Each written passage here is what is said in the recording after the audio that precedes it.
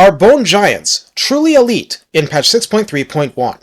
They are, but there are some specifics I want to go over with you. There are big strengths and major weaknesses, and a full understanding means getting into the nitty-gritty of projectile behavior and splash damage. And hey, that's why you clicked, didn't you? So let us release the Arrow of Knowledge. Recruited for, just kidding, costed 1600 in multiplayer, taking a tier 4 building to even lay your hands on one except if you start as Khalida, and that's in current patch, which means she lost Ushabti Great Bows. Boo. Each giant comes in at 12,620 health, equal to a Hero Titan, and tracking with a lot of proper giants. Armor is 80, which is high, without being super high. There are no resistances by default. Leadership of 55 isn't that quote-unquote high all things considered, but it's solid for a construct. Speed 34 and Char Speed 38 are equal to the Hero Titan again. Melee attack of 30 is far weaker, with attack interval the standard 4 seconds, splash target size large, so damage diluted by trolls on down, and max target splashed in the new system of 4. You will notice that. It seems kinda small. Melee defense starts at 28, which is okay. Weapon strength comes at 400, split base 100, and armor piercing 300, which is also okay. It's far from a real giant, but this is an archer too. We grade on a recurve. I saw a video on recurve bows versus longbows last night, that's why it's in my head. There's no special bonus versus any type of enemy, charge bonus of 20, and mass of 6500. So even if it's not the ace attacker in a brawl, it is difficult to dislodge. Its mere presence is imposing. For ranged, ammunition begins at 20, and this will go up. Range 350 is a bit shorter than Screaming Skull catapults, a lot further than Ushabti Great Bows. Official damage is 562, and the arrows are magical attack. Each arrow physically does base 90 and armor piercing 360 damage, so yes, it is doing more damage at range than in melee, if it hits. Moreover, there is a bonus versus large of 200, and this kind of bonus to ranged only affects damage split along the same heavily armor puncturing ratio.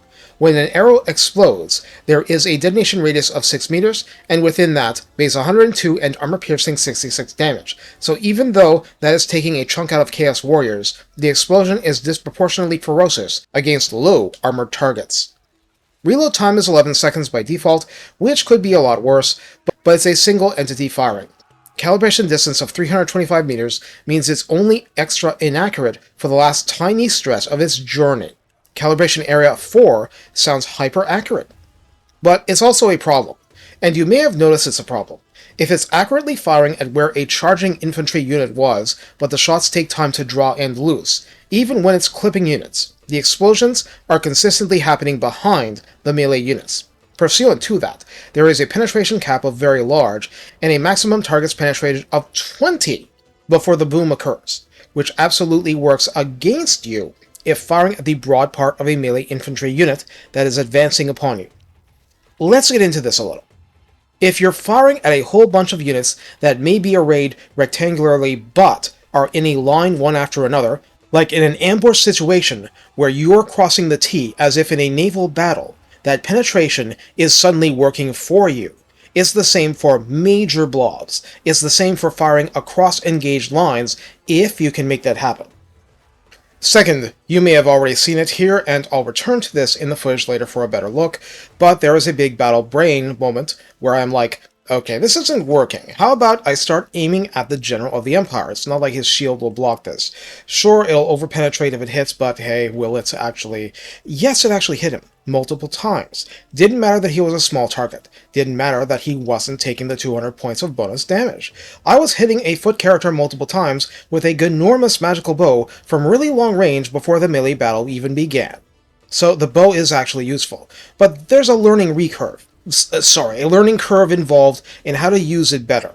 The explosion's nice, but except in big blobs, you might not get it. But the penetration is going to do obscene damage in that very straight, narrow line. And that's going to hurt. Now, that's the demo combat. How do we make this better? Before moving on, Siege Attacker, Construct, causes fear and terror, and if there was any doubt, yes, this bow will damage walls and towers. So if you absolutely need to take a wall down, you can have the giant help out with shooting. Not punching, but shooting. In the redline skills, Arrows of Asaph at 3 pips provides plus 20% ammunition and plus 8% missile strength.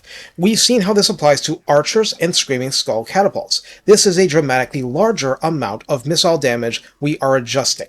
At rank 7 and up, Blessing of the Asp will add plus 15% ammunition, plus 12% missile strength, and plus 15% missile resistance, so the Bone Giant comes prepared to duel Necrofex Colossi at range.